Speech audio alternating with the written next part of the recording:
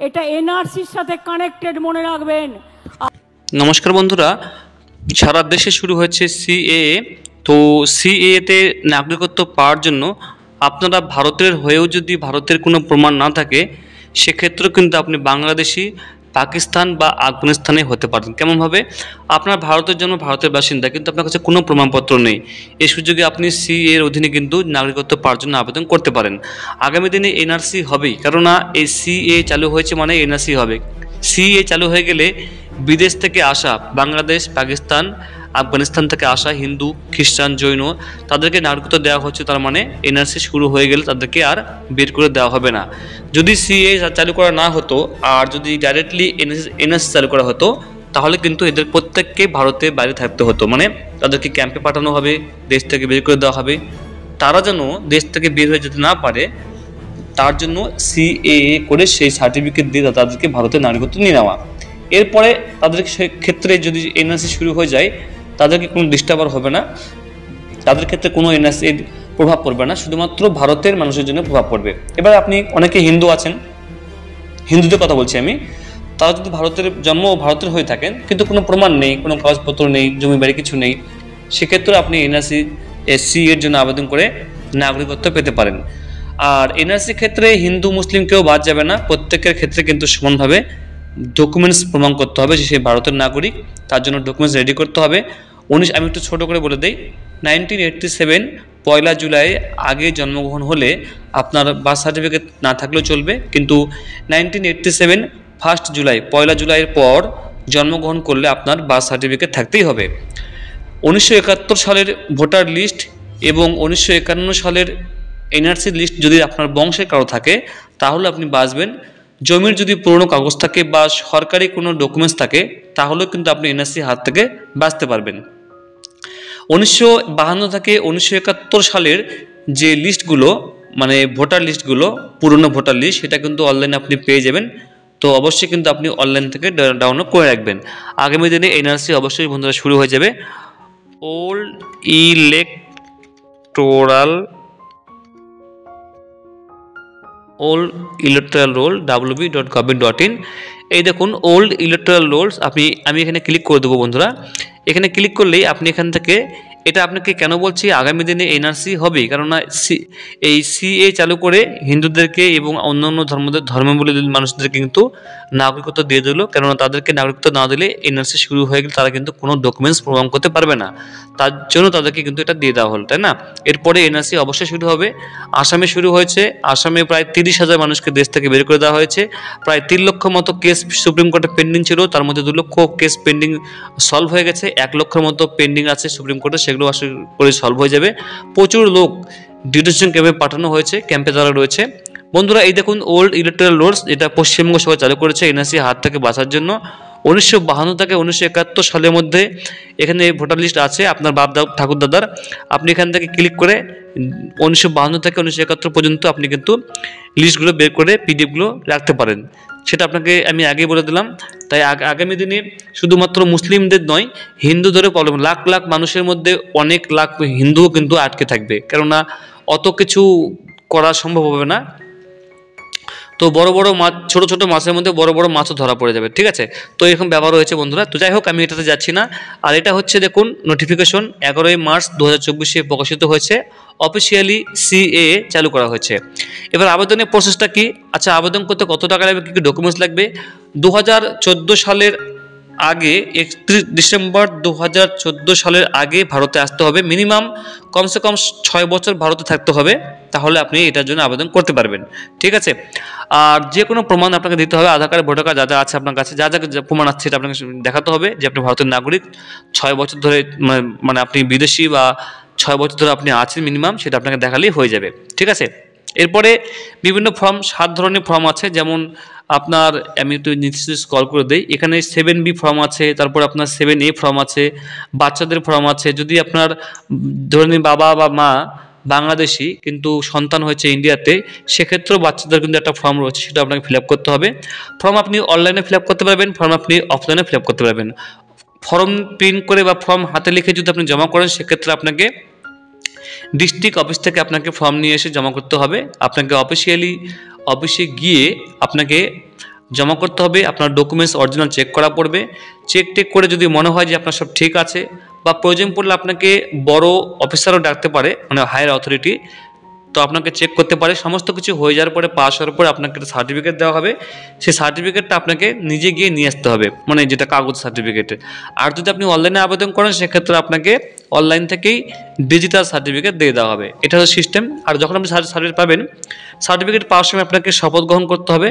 শপথ গ্রহণ করে আপনাকে সার্টিফিকেট দেওয়া হবে। শপথ গ্রহণ করার সময় আপনাকে সশরীরে গিয়ে শপথ গ্রহণ করে সই করে আপনাকে সার্টিফিকেট নিয়ে আসতে হবে। যাই হোক, আমি এবার দেখে দেবো আপনাকে আমি কীভাবে আপনি আবেদন করবেন। তো আপনাকে যে সাইটে আসতে হবে, সেই সাইটটা হচ্ছে indiancitizenship.online.nic.in। সাইটে আপনি চলে আসবেন। এখানে আসার পর আপনি এই দেখুন CAA সাইটটা এখানে রয়েছে, বা আপনি একটু উপরে স্ক্রল করলেও দেখতে পাবেন। এখানে নিচে দেখুন অপশন দেওয়া রয়েছে CAA, দেখুন আমি একটু উপরে স্ক্রল করব বন্ধুরা, এবং সাইটটি খুব ভালো। দেখুন, click to submit application for Indian citizenship under 2000 CAA 2019, মানে 2019 সালে বিলটি পাস করা হয়েছিল। 2019 সালের 11 ডিসেম্বর রাষ্ট্রপতি রামনাথ কোবিন্দ এই বিলে সই করে, তখন থেকে আইন তৈরি হয়ে যায়। প্রায় 4.5 বছর পরে এটা কিন্তু অফিসিয়ালি সারা দেশে চালু করা হলো। তো আপনি এখানে ক্লিক করে দেবেন। এখানে ক্লিক করার পরে আপনার ইমেল এবং মোবাইল নাম্বার লাগবে। আপনার ইমেলে এবং মোবাইল নাম্বারে 8 ডিজিটের ওটিপি যাবে, সেই ওটিপিটা আপনাকে দিয়ে ভেরিফাই করাতে হবে। তো আমি এখানে মোবাইল নাম্বার দিচ্ছি। মোবাইল নাম্বার দেওয়ার পরে আপনি এখানে ক্যাপচা দেবেন। সেমভাবে আপনি ওই ইমেলও দেবেন, ঠিক আছে, TBGSJWHZ। যদি ক্যাপচা বুঝতে না পারেন তো আপনি এখানে ক্লিক করলেই ক্যাপচা চেঞ্জ হয়ে নতুন চলে আসবে। তো আমি এখানে দিয়ে দিলাম, তারপরে আমি কন্টিনিউ ক্লিক করে দেবো। কন্টিনিউ ক্লিক করার সঙ্গে সঙ্গে দেখুন বলছে ওটিপি হ্যাজ বিন সেন্ট। তো ওটিপিটা আমার মোবাইলে চলে আসবে। তো ওটিপিটা আপনি এখানে বসিয়ে দেবেন। যদি ওটিপি না আসে থাকে 2-1 মিনিটের মধ্যে, তো আপনি এখানে রিসেন্ট ওটিপিতে ক্লিক করে দেবেন, ঠিক আছে। তো এরপরে আপনাকে এখানে আবার দিতে হবে ক্যাপচা। তো ওটিপি দেওয়ার পরে ক্যাপচা আপনি এখানে আবার দিবেন, JTY34। বন্ধুরা ওটিপি বন্ধুরা চলে এসেছে। তো 8 ডিজিটে ওটিপি 68724504। এরপর আপনি এখানে এই যখন ভেরিফাই অ্যান্ড প্রসিডে ক্লিক করে দেবেন।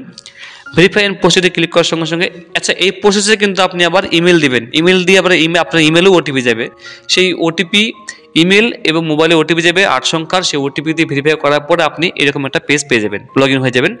লগ ইন করার পর আপনার এখানে নাম, আপনার ইমেল আইডি, এখানে আপনার মোবাইল নাম্বার শো করবে। এরপর আপনি এখানে বলছে click here to initiate A fresh application. তো আপনি এখানে ক্লিক করে দেবেন।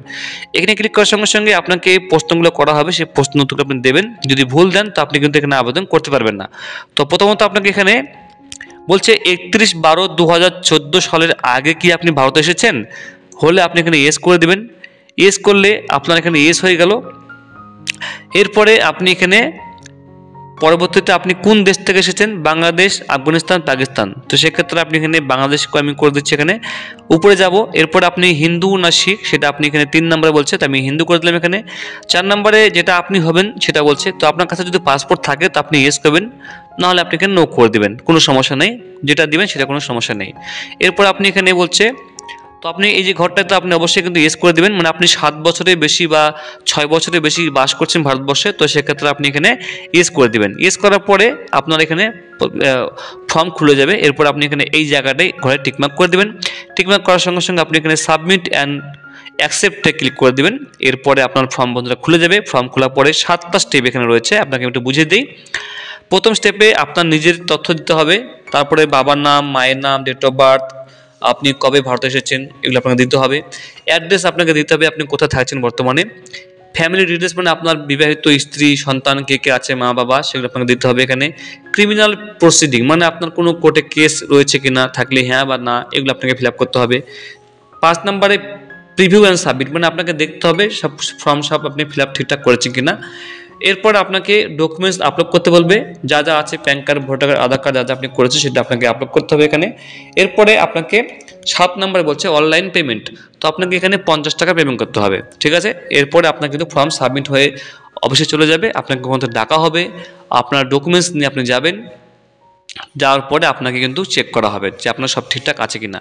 তো আপনাকে ফর্মটা দেখে দিচ্ছি। এখানে আপনার নাম দেবেন, জেন্ডার দেবেন, এখানে ডেট অফ বার্থ বসাবেন, প্লেস অফ বার্থ বসাবেন, কোথায় জন্ম আপনার হয়েছে, জন্মটা কোথায় হয়েছে মানে আপনার সেটা আপনি এখানে বসিয়ে দেবেন। এরপরে আপনার কান্ট্রি অফ বার্থ, কোথায় জন্ম আপনার সেটা আপনি এখানে বসিয়ে দেবেন, ঠিক আছে। বাংলাদেশ হলে আপনি বাংলাদেশ এখানে বসিয়ে দেবেন। বার্থ স্টেট এটা আপনার দেখানোর প্রয়োজন নেই, এটা আপনি ছেড়ে দিয়ে, এটাও লাগবে না, এটাও লাগবে না। আইডেন্টি মার্ক মানে আপনি কোথায় কালো দাগ আছে কিনা কাটা ছেড়ে আপনার দিতে হবে এখানে। হিন্দু সেখানে অলরেডি দেওয়া রয়েছে। ফাদার ডিটেলস বলছে এখানে, তো এখানে বাবার নামটা এখানে বসিয়ে দেবেন, বাবার নাম, বাবার ডেট অফ বার্থ, বাবার বার্থ প্লেস, বাবার কান্ট্রি, এটা আমি বাংলাদেশে দিয়ে দেবো। তো বাংলাদেশে আমি দিয়ে দিলাম। বাবার জন্ম এখানে, মায়েরটা সেম একই হবে। বিবাহিত হলে অবশ্যই কিন্তু আপনি এখানে আপনার স্ত্রীর নাম বসিয়ে দেবেন।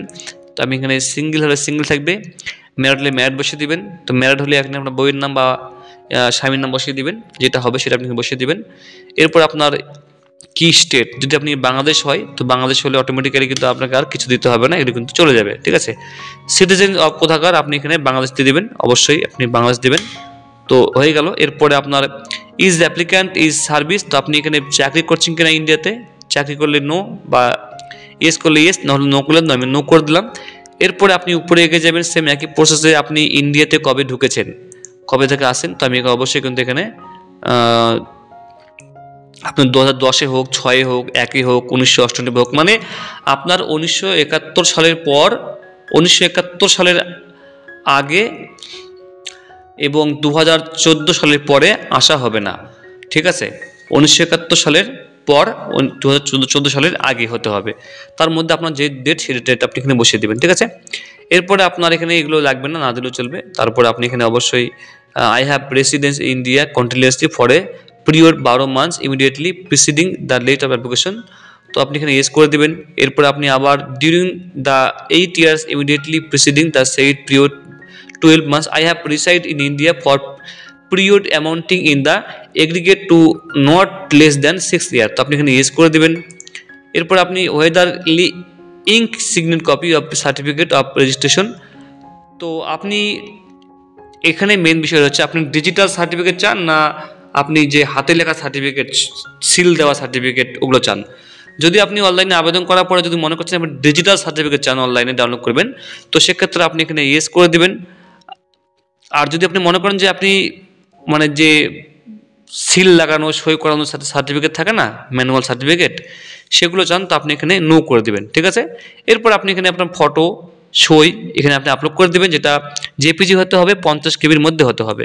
এরপরে ক্যাপচা দিয়ে আপনি সেভ করে এগিয়ে যাবেন। তো এই প্রসেসগুলো আপনি করার পরে পেমেন্ট করে দিন বন্ধুরা, আশা করি হয়ে যাবে। আমি আর বেশি কিছু বললাম না, আগামী দিনে চাইলে আপনারা আমি আরও ভালো ভিডিও করব, সেটা ফুল প্রসেস আপনাকে দেখানোর চেষ্টা করব, ঠিক আছে, কীভাবে আবেদন করতে হয়। তো বন্ধুরা এই ছিল আপডেট, কোনো কোশ্চেন থাকলে অবশ্যই কমেন্ট করুন। তাছাড়াও আপনারা অনলাইনেও কিন্তু মোবাইল থেকেও আবেদন করতে পারবেন, এটার কিন্তু অ্যাপ্লিকেশন রয়েছে CAA 2019 অ্যাপের মাধ্যমে, তো আপনি অ্যাপের মাধ্যমেও আবেদন করতে পারবেন। তো বন্ধুরা এই ছিল আপডেট, ভালো থাকবেন, কোনো কোশ্চেন থাকলে অবশ্যই কমেন্ট করবেন। Thank you so much.